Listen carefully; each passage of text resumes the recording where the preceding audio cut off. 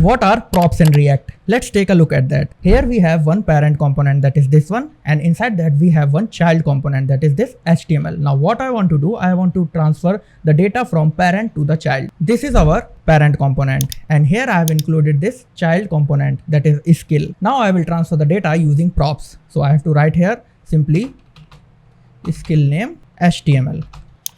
In our child component, we have to do this.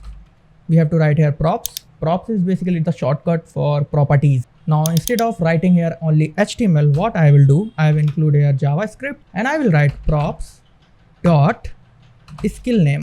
Now let's take a look in the UI how it is looking like. So it is looking same only. If we pass here CSS, then we can see CSS inside the UI. Suppose I want to pass the number of skills. Let's copy this and I will write here HTML and here I will write JavaScript.